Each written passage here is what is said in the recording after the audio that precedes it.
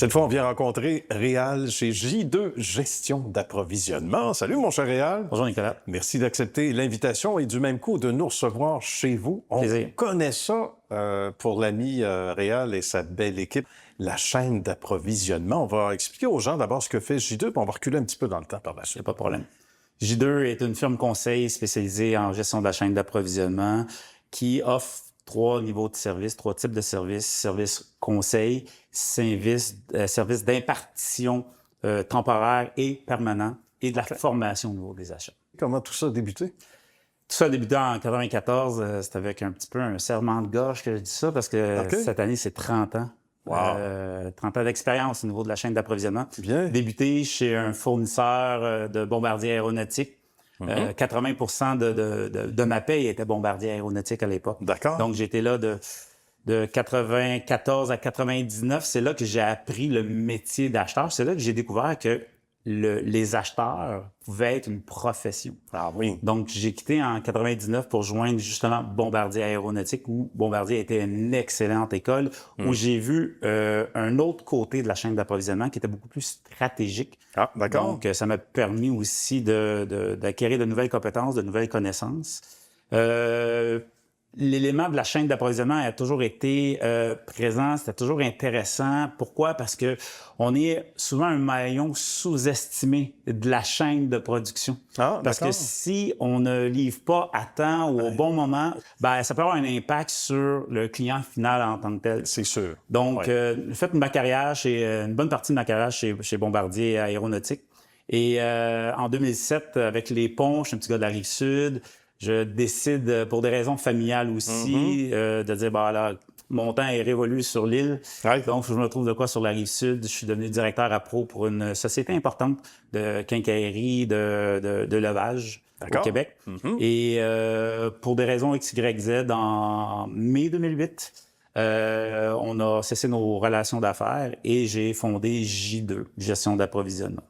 Est-ce qu'on apprend aussi avec le temps, Réal, j'aimerais ça que tu nous en parles un peu plus, du fait que, sauf erreur, l'acheteur a un pouvoir, peut-être, qu'il ne se connaît pas au départ. C'est-à-dire qu'à un moment donné, tu dis que tu fais des achats, mais tu as un pouvoir, tu as un certain pouvoir sur le reste, bien sûr, de la routine, comme on dit, jusqu'au travail final. L'acheteur a un pouvoir dans l'organisation, comme je disais, je me répète, qui est sous-estimé encore de nos jours. Oui. On voit une certaine tendance et c'est dommage à dire merci pandémie parce que ça a mis en lumière la chaîne d'approvisionnement. Ah, oui. Il y a beaucoup de PME, de moyennes entreprises, de plus petites entreprises qui ont dit « Hey, j'ai une chaîne d'approvisionnement. » Donc, la valeur de l'acheteur dans une entreprise a pris de l'importance.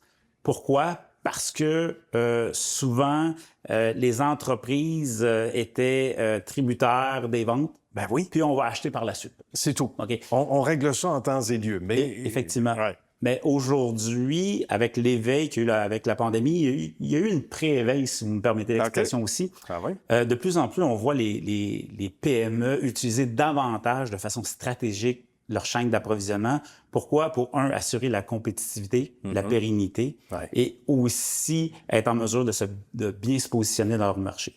Comme dirigeant d'entreprise, avoir cette belle humilité-là, d'avoir recours à une entreprise comme celle-ci, c'est intéressant. J'imagine que par la suite, on s'assoit avec ces gens-là, puis on comprend, j'imagine, le plan de match pour mieux conseiller. Ce qui est important pour nous dans la façon qu'on fait du démarchage avec nos clients et quand on débute des mandats avec nos clients, c'est de faire sentir aux clients qu'on est des membres à part entière de l'équipe.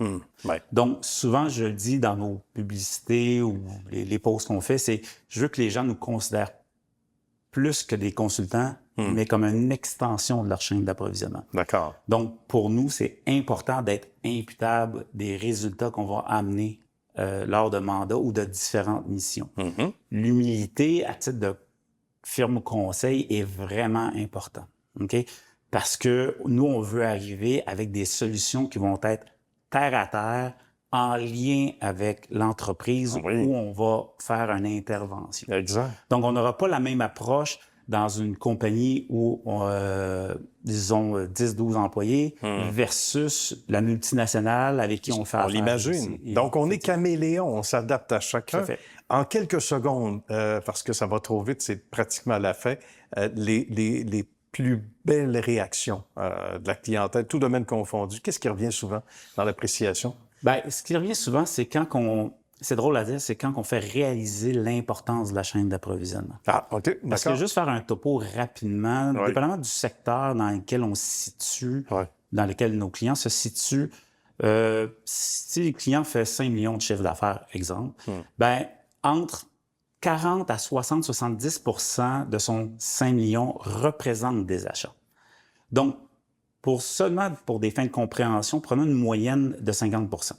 Donc, à chaque fois qu'un client, vend 100 $, Oui. il y a 50 $ qui est passé par les mains des acheteurs ou son département achat.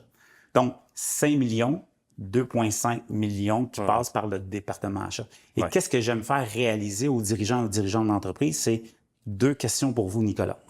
1, qui gère 50% de votre business et comment est géré 50% de votre business? C'est 2 excellentes questions. Et les gens sont comme, hey, puis c'est des gens intelligents, mais Ben oui. les gens font, hey, j'avais pas vu ça comme ça. Des questions auxquelles, sur lesquelles on ne se penche pas toujours. Ben, c'est fort intéressant, mon cher Réal. Bravo pour toute cette expertise depuis, évidemment, 2008 pour J2, gestion d'approvisionnement, mais évidemment, cette expertise de 30 ans déjà. Ça va vite, mais le bagage est là. Merci encore. Bravo. Merci. Bonne suite de succès. Merci.